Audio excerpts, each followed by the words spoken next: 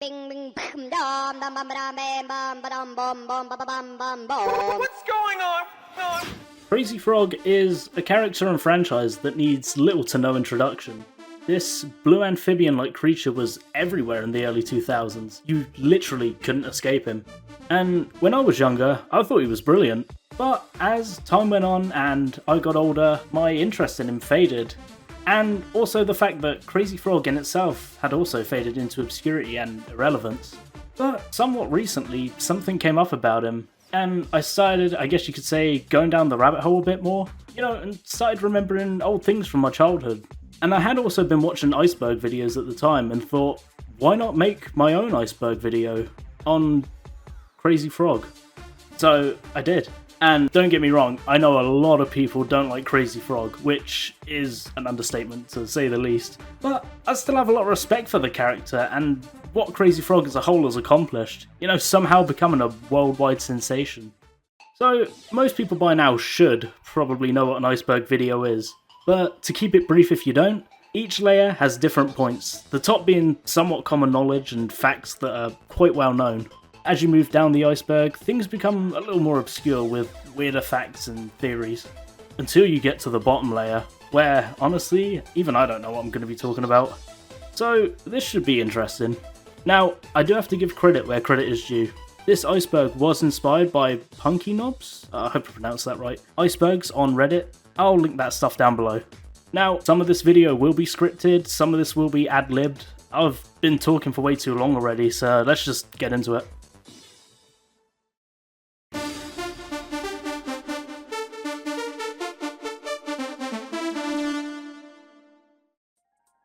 Erik Vernquist. Erik Vernquist is an animator and digital artist from Stockholm, Sweden, and is the original creator of The Annoying Thing. Back in 2003, Erik came across an audio file online named 2takter.mp3, which essentially translates to two-stroker in Swedish. This audio file was the main inspiration for creating his character, The Annoying Thing. He made the character based around the two-stroker soundbite in what he thought would best represent what creature would make those sounds. After roughly a couple of months of working on the character and the animation in a software called Lightware 3D, Erik would then post the finished video to his portfolio website, with it being titled The Annoying Thing. And as traction grew on forums and online featuring The Annoying Thing, well, the rest is history. Daniel Maimadale. Daniel Maimadale is the voice behind The Annoying Thing. Born in Gothenburg, Sweden, 17-year-old Daniel recorded himself attempting to imitate the two-stroke engine of his friend's moped. How the 2takter.mp3 original voice line would come to end up online was supposedly an acquaintance of Daniel's that had acquired the recording and put it on the web. Following this, a researcher on Swedish TV had found the recording online and wanted Daniel to perform it live on the show Best of VMAS by Night. The sound clip would become fairly popular on the web before its debut as The Annoying Thing, being used on various websites, some of which I'm going to be talking about later. The Annoying Thing. The Annoying Thing is Crazy Frog, but Crazy Frog isn't The Annoying Thing? Crazy Frog isn't the song. It's the band. Turbo Force 3D. Turbo Force 3D is Erik's personal portfolio site. Here is where Erik would upload the original Annoying Thing animation, along with a showcase of various poses of the Annoying Thing and the rendering process involved. This website, however, no longer exists, as Erik would leave a message to his new website before its closure. His new site being simply erikvernquist.com, where there is a showcase showreel of his work along with various pieces of his digital short films and VFX from other projects. YouTube channel. Yeah, that's it. That's the YouTube channel. I'm sure 100% of you watching know what this is already. Cactus Film. Cactus Film is a Swedish production company that specialises in animation for music videos, adverts, and even TV programs. Cactus were the guys that not only animated the XLF music video, but also came up with the concept for the animations, as well as the storyboarding process. They've also worked on various other projects for companies such as Samsung, Coca-Cola, and even Marvel Studios. You should definitely go check out some of their work, it's quite interesting stuff. I'll link their site down below. Jamster/Jamba. Oh boy, where do we begin with this company? Remember back in the late 2000s when you'd be watching TV? When the adverts would come on and you'd always be met by some ghastly animated creature singing some obnoxious jingle. Yeah, that was thanks to Jamster. Either way, Jamster is, or was, I'm not too sure how they're actually doing, is a German company located in Berlin who provide a subscription SMS service for ringtones, wallpapers, GIFs, and little animated videos.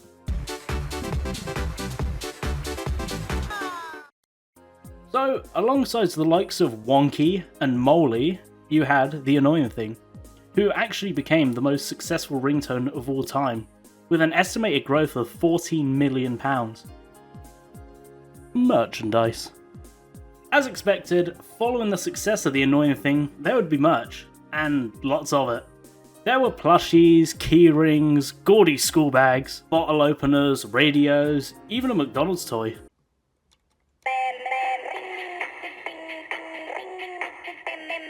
Crazy Hits.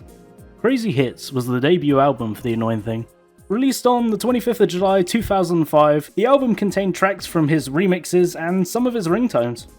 The CD I had myself was the UK and Australian version, which differed for other regions, as there were some tracks, for example, the US and Australia got that the UK didn't, and vice versa. Now, I am only talking about the first album here, as there have been 3 in total. The last being released on the 25th of August 2009, the other 2 albums being More Crazy Hits and Everybody Dance Now. God, who remembers CDs?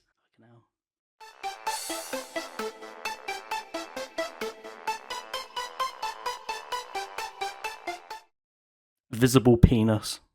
Yes, believe it or not, The Annoying Thing has a pecker.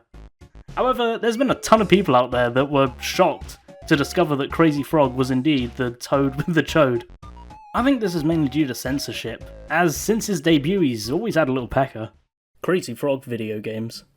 I've been looking forward to talking about this segment, as Crazy Frog Racer is my all-time favourite racing game. Don't get me wrong, the game itself is far from perfect, at least it's not the second one, and it's definitely not the worst I've played, but then again I do seem to have a knack for playing like really weird racing games.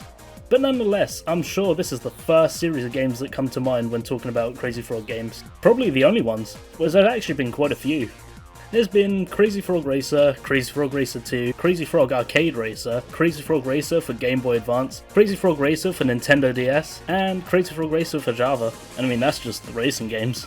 There's also been Crazy Frog Collectibles Art School for the DS, where you basically just trace various pictures of Crazy Frog and some of the other characters. But we can't forget the Java games. We first have this self-titled game where the premise is to use your jetpack to launch the titular Crazy Frog across buildings to see how far you can get. Yeah, it's one of those types of games. Alright, yeah, not too bad, pretty simple stuff. We also have Crazy Frog Mobile Pet, just your kinda sweet Tamagotchi style game where you look after the little guy. You know, by exercising him, but not too much or he'll get grubby and weak. Washing him, playing with him, you know, cute stuff. Make your frog happy by playing with his belly button. Yeah, no shit. Crazy Frog Hatred. As I had mentioned before, everyone loves Crazy Frog and has never had a problem with him whatsoever. They love him so much, for example, they wanted to see him on every ad break. Every ad break. So there's no need to talk about this point, I don't even know why I added it. No, but in all seriousness, I don't know why I added it. Maybe just as a segue into Crazy Frog death videos. That's more like it. So, as I'd said, people loved Crazy Frog so much that there's been a number of pictures, videos, even games of Crazy Frog dying in a variety of morbid and gruesome circumstances. One of the games is simply called Crazy Frog Football, where the premise is to see how many headers you can do with a football until you drop the ball. When your streak has ended by a drone blasting a rocket at you and turning you into robot food. And I'm sure you think, who would be making games like these? Oh, well that would be our good friends at Jamster. But back on topic. We have a nice variety of videos, such as the infamous The Bear Kills Crazy Frog, which depicts what appears to be a small Yorkshire man in a bear costume with a revolver, who shoots said Crazy Frog, who explodes into gibs. Or is it jibs? This video was actually a promo for a sitcom, A Bear's Tale, aired back in 2005 for Channel 4. Out of all the videos depicting his demise, this is probably the first that comes to mind, as this was technically the first Crazy Frog death video. But then you have videos like this.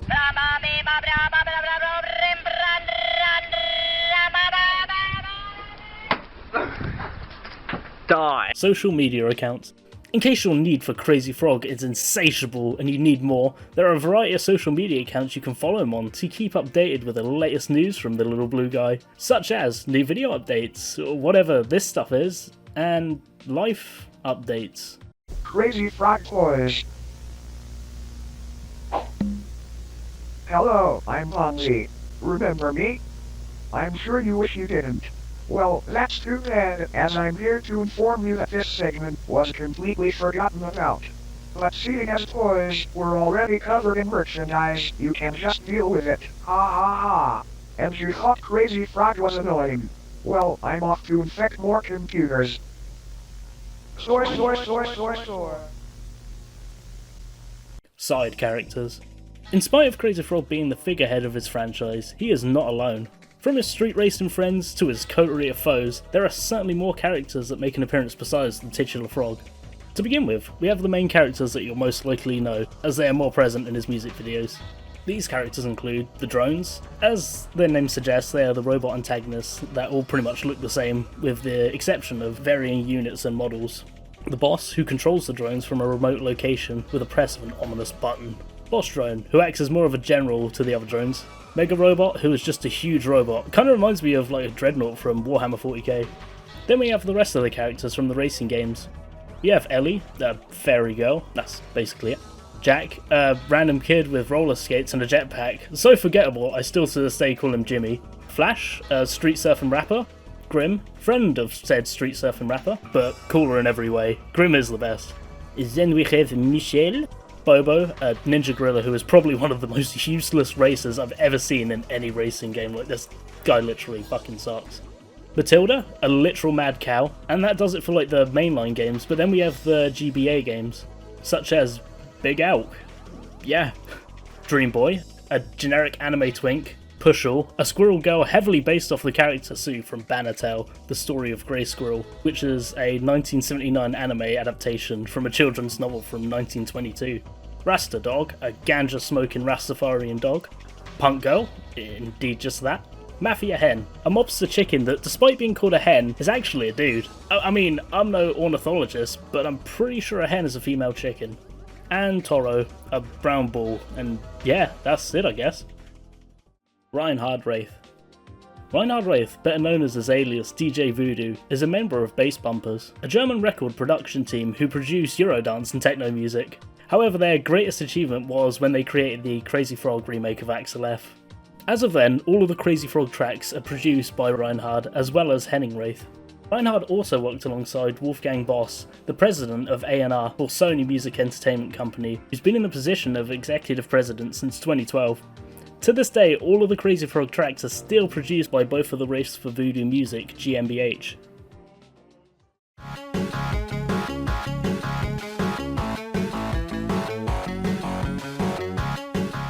Crazy Frog Brothers. Right, we're starting off with a strong one here on tier 3. If you don't know who the Crazy Frog Brothers are, you're honestly missing out. Back in 2006, these two legends did what all of us did as kids in the early 2000s if we had a camera. Just filmed ourselves doing whatever we thought was cool.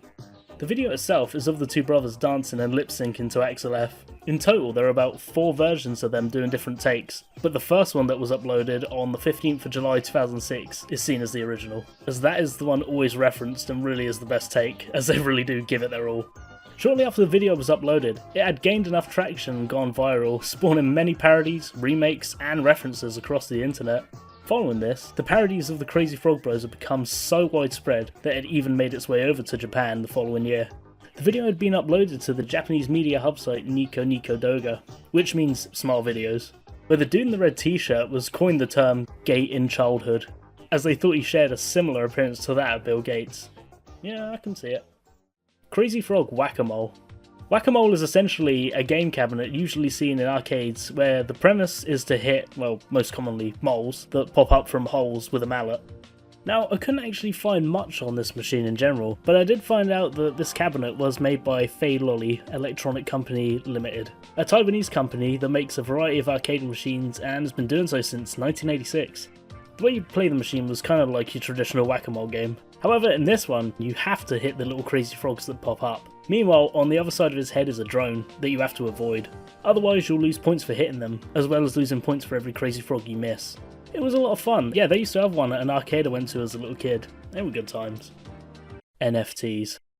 Alright guys, now, even talking about this topic might land me in some dangerous ground, so I've got to be as careful as possible. And given the nature of the topic, I can't show anything but a black screen. Sorry guys. But you know, the blockchain doesn't lie. Strictly no screenshotting. But no, either way, NFTs, or non-fungible tokens, are essentially digital identifiers for digital assets that are unique to each owner, meaning that it cannot be copied or substituted to anyone, as all NFTs are recorded by a blockchain that is used to certify ownership. And unless you are literally living under a rock in 2021 or 2022, well, lucky you, because NFTs were literally inescapable. That literally everyone and their nan seemed to have them, or at least a pitiful attempt at creating and distributing them. And Crazy Frog was no exception. Now, I'm only going to keep this brief as many other people have delved into this for a lot longer than I'm willing to, so I'm going to trim it down for you. So, essentially, after his hiatus, he needed an official NFT collection, due to the fact that Crazy Frog's name was being used unofficially by scammers faking tokens, so they had no choice but to make an official collection to prevent any of those fake NFTs from coming up again and scamming their fans. As you can imagine, this was met with huge backlash from those good people who willingly spend money on a JPEG of a monkey, because apparently they didn't understand the impact of NFTs. Nah, it's cool, I get ya, NFTs definitely haven't faded into obscurity. Crazy Frog Australian Tour. In Crazy Frog's initial rise to fame in the early 2000s, during the winter of 2005, he toured the land down under, making appearances at many children's hospitals and shopping centres. The tour started in Perth on the 3rd of December and finished in Melbourne on the 7th of December. However, this tour was just the Crazy Frog's mascot visiting numerous places, mainly so that kids can meet him and for no fee. The costume itself was actually used for various other tours and live shows, as this was the official Crazy Frog mascot, accompanied with moving eyes and a mouth. You can also see the same costume being used for Top of the Pops in 2005 and in Berlin in 2010. The Not So Crazy Frog. The Not So Crazy Frog is actually a 2012 mini-documentary uploaded to the official Crazy Frog YouTube channel. It talks about Crazy Frog's rise to fame, along with interviews with people such as Eric and Reinhard. It was a pretty good little documentary, only lasting about 16 odd minutes, but it's definitely worth a watch. It gives some interesting insights into some of the processes involved with the whole development. Bootleg Crazy Frog toys. You know, when it comes to bootlegs, I like to apply the same rule to them as a certain internet rule. If it exists, there's a bootleg of it. Some of my favourites include Robert Kopp, and of course, how could we forget King of the Fellas, Big Fella? And of course, Crazy Frog being no exception to this rule of bootleg toys. And if you're not exactly sure what a bootleg is, I'll sum it up for you. A bootleg can literally be anything sold or distributed illegally, as it was usually stolen in the first place, so essentially a fake. As a result of this, what is sometimes produced is absolutely hilarious. I mean, even food can't catch a break. But back on topic, some of the Crazy Frog bootlegs are honestly some of the most bizarre I've ever seen. Like, for some reason they doubled down and put a bootleg in a bootleg. And that would be these weird spinning top heads of various characters. You get like Spider-Man or Ben 10 that blasts out this tinny 7-second loop of Axel F.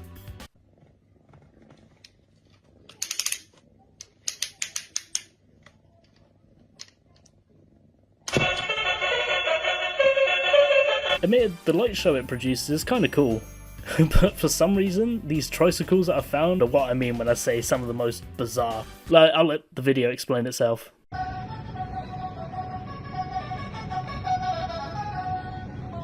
But yeah, there have been many more Crazy Frog bootlegs, but these two being my favourites. Others include these bootleg phone charms based off the Piranha Studios official keyrings. Of course you get the obligatory plushie bootlegs, these ones actually look kinda cute to be honest. The next one goes hard though. Club 21 world famous tee was apparently an American hip hop clothing line that used this variation of Crazy Frog, a possible depiction of Crazy Frog from Chicago. And lastly, we have these bootleg Crazy Frog pogs from Russia. You know, these kind of remind me of those bootleg Half-Life 2 bubblegum that came from Ukraine.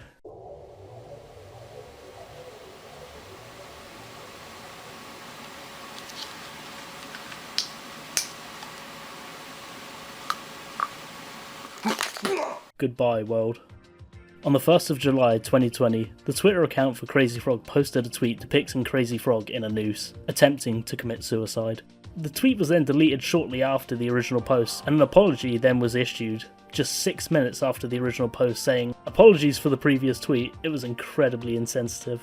However, during my ongoing research in the early hours of the morning, this isn't the first time the frog has been hung out to dry, as a French Jamba ad would feature the same depiction, but now as an overpriced wallpaper, and this time looking less crude and more like an official render. I mean, I think this was a different time though. People hated him more back in the early 2000s, so I mean, I guess you could get away with this easier back then. I like how they even show it once more at the end of the ad, just to drive it home. Now, this is 100% speculation, as I'm sure there is some truth to this, but I did remember reading somewhere that Eric himself had made various renders of the annoying thing in different scenarios before his popularity, and this was one of them they used, I'm pretty sure.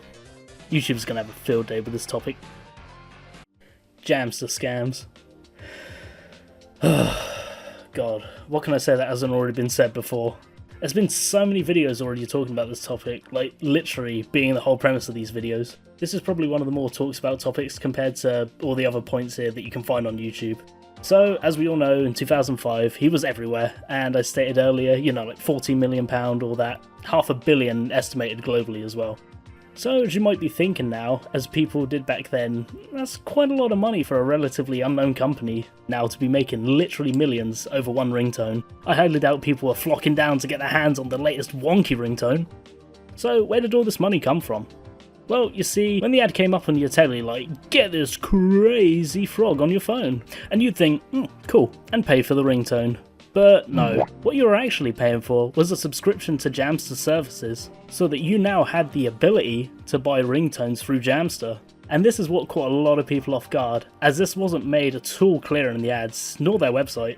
This was what I was actually referring to with that like frame of text that went by really quick when I was talking about Jamster.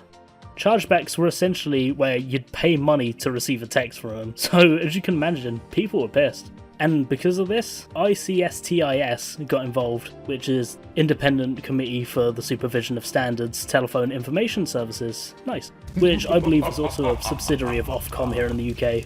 Ofcom being a government-approved regulatory authority that covers like, telecom, broadcasting and all that fun stuff.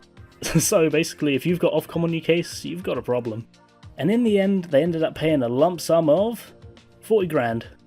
But from then onwards, ringtones really started just to die out. Nowadays, most people are lame and don't even have a ringtone.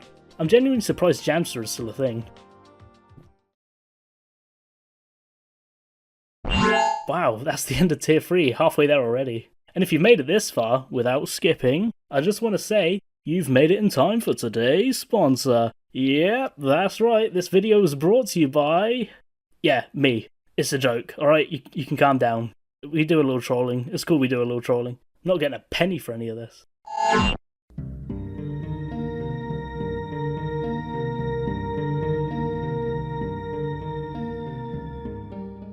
Evercrisp promotion. So yeah, believe it or not, back in the good old days, companies actually used to be cool. They used to put toys with stuff like cereal and with Happy Meals, not just cardboard. And that's just what Chilean food product supplier Evercrisp exactly did in 2007. As part of a promotion, where for what I can gather from the ad, you entered a coupon code that you would get on a crisp packet and probably go to their website to redeem it and see if you won. The prizes being these disembodied heads of Crazy Frog and the like. Pretty cool still, good for you Chile. Music video parodies. As you can imagine, when Crazy Frog was doing the rounds and being blasted 24/7, people wanted a piece of the attention to ride on his success. But in most of these cases, I think it might have just been out of spite. Honestly, I don't really have much to say about these apart from they're awful, and I've honestly been put off talking about this for so long, just because of how bad they really are. Two that come to mind are Ring Ding Ding by Pond Life, a UK-based music group, and a Russian punk group called Krasnaya Plesn. I probably pronounced that awful, who made a parody literally called Crazy Fuck Dog. It's about as good as it sounds. The Crazy Frogs. Great, we're pretty much starting from where we left off. The Crazy Frogs are just vile. Again, this is more or less just another music group that makes music video parodies. But this has to be the most shameless and the most blatant copy of Crazy Frog in every way. I mean, just listen to this. I think that's enough of that. Harley World collab. Believe it or not, at one point Crazy Frog almost had a collaboration with Harley Davidson motorcycles. Can you imagine? Like, just think of it. You know how badass Arnie looks in Terminator 2 on the Fat Boy? Just awesome. Iconic even. So, when you think of that, obviously Crazy Frog comes to mind. And you thought crossovers were far-fetched these days. Piggy, that Jared fellow eats here a lot. Oh, he's so dreamy. He reminds me of you. He does? Hi-ho. I mean, it kinda does make somewhat semblance of sense, as Crazy Frog kinda rides an invisible bike, and I can see what they were pitching, but that's about as far as that goes. A few renders were made of him in a biker-esque outfit, and they had a somewhat idea of a TV commercial as well as printed ads for Harley World in Amsterdam featuring none other than the Crazy Frog at the forefront. But ultimately, these ideas never left the planning phase. Thank God. Cancelled TV series / feature film. So, all the way back in 2007, it was planned that Crazy Frog would have had his own fully length CGI feature film, which I believe would have been huge at the time. I would have definitely gone to see it. But ultimately, the film was cancelled due to unknown reasons. Oh, but the Gummy Bear gets his own movie, mind you. But then again, it's not all doom and gloom, as back in 2005 we did get The Annoying Thing skit show. So leading on from the last point, The Annoying Thing skit show was essentially going to be an animated TV series that had been in talks since 2005. As you can see from this article back then, I miss when websites used to look like this. This was apparently going to be a pretty big thing as well, as in 2007 the skit show was presented to Cactus Film, supposedly along with a series of 52 one-minute animated shorts that would have been released for TV, mobile phones and online distribution to promote both the TV show and the CGI movie, and this all should have been completed by the end of 2008. But ultimately, as we know, the show and the movie were both cancelled for reasons unknown. And come to think of it, it would have been interesting to see what they would have done if it had become a fully fledged TV show. I mean, as well as the movie for that matter. It's not that they don't have other characters to pick from. It would have just been interesting to see the Annoying Thing have character development. Like, would he talk? Who would voice him? Death threats. This probably comes as little to no surprise considering how much hate this little dude gets. As I touched on before, people were so upset that Crazy Frog was going to have an NFT collection that people actually took time out of their day to send threatening emails to the inbox of the official Crazy Frog brand. So much so, the people behind the official Crazy Frog Twitter had to issue a statement addressing all of the controversy coming their way. They essentially explained how people were creating the fake Crazy Frog NFTs, and that the only way to truly stop them is to make their own. This statement was issued on the 10th of December, however, literally a few days later, they had to issue another statement addressing the further barrage from the crypto monkey enthusiasts. The tweet went as follows, and I quote, Hello everyone, we would like to start this message by acknowledging that while we appreciate all of the valid criticisms toward NFTs, sending us death threats and other nasty things to our email isn't cool or productive. However, these are just the social media guys behind these platforms, not the actual creators of the NFT, or the higher-ups that are calling the shots. And I think people always seem to forget this. But either way, the higher-ups still decided to go forward with the NFTs. I'm so glad NFTs died off.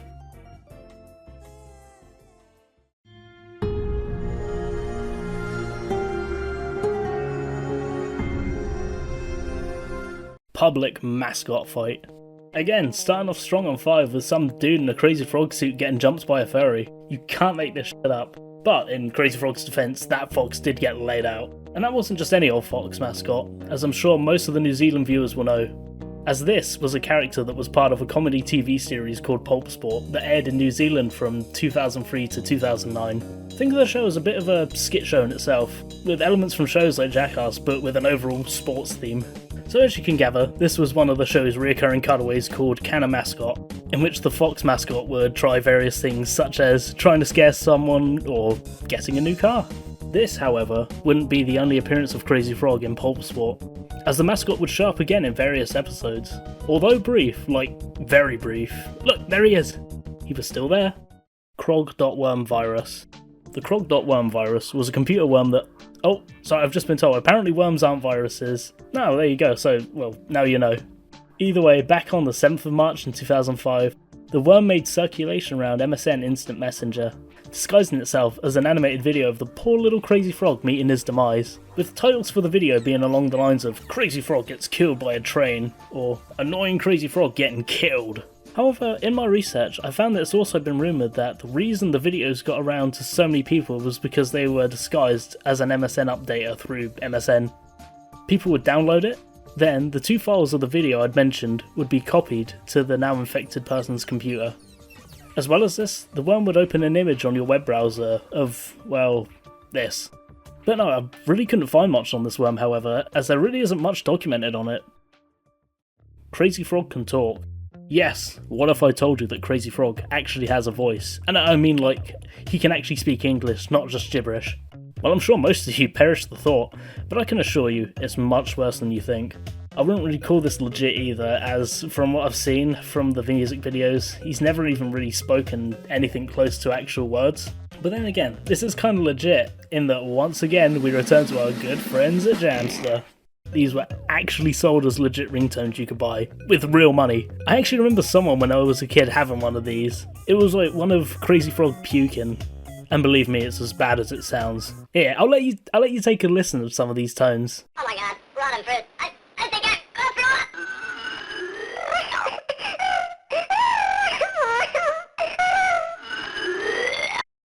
Crazy Frog collectibles faces. For this entry, I guess you could say this falls under the category of lost media, as not much of this game is documented online. But I mean, hey, I tried. So, essentially, Crazy Frog Collectibles Faces was a cancelled Nintendo DS game, and was going to be the sequel to Crazy Frog Collectibles Art School, the game I'd mentioned before. Not much is known of what gameplay was going to be like either. There is a picture of a manual supposedly for the game showing a kind of like tile matching game, but that's about it. One of the key reasons for the game's cancellation though was due to bankruptcy, as an email here from one of the developers reads, Hey, some members who work in Cypronia have developed that game for Mercury Games from the UK. Mercury Games had a license to use Crazy Frog character in their games and release games like Crazy Frog Racer 2, etc. Unfortunately, they bankrupted in 2008 and still owe money to many developers, including us. Due to this bankruptcy, this also meant the cancellation of another game in development by Mercury Games. Aw, shame. 0932. 0932 is just one of those videos that's easier for me to show you than trying to explain.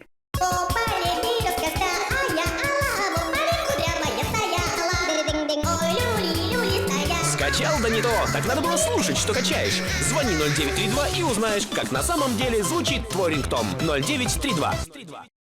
Alright, so what this is just horrifying. Now right, I'm gonna try to explain what this is from what I could find. So what this seems to be is actually an advertisement that aired in Russia, acting as a type of parody to those Jamster ads. Apparently this was an actual number you could call for ringtones as well, so this is sort of like a Russian version of Jamster, from what I could guess. The song being sung in the background is There Was a Birch Tree in the Field, but with a lovely Crazy Frog taint to it. And from what I could translate at the end of the video, the dude says something along the lines of, what are you actually downloading? Call 0932 and find out how it actually sounds. From what I can guess, meaning that, like, hey, they're the real deal, and not like those other fake ringtones you get out there. It's mad to think an actual production company made this. Thank you, Grekov Productions. Framor Force. Well, here's this fucking thing. I can't catch a break from this stuff, can I? Ding ding ding ding ding ding ding ding. Bra ba ba ba ba bra ba bra bra bra bra ba ba. And sadly, I really couldn't find much more info on this either. I'm pretty sure this is a Chinese company, or at least was.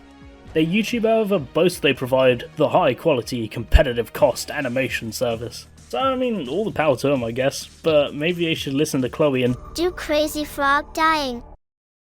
Crazy Frog is just a normal frog. And that's the thing. A lot of people wouldn't understand. They wouldn't want to understand.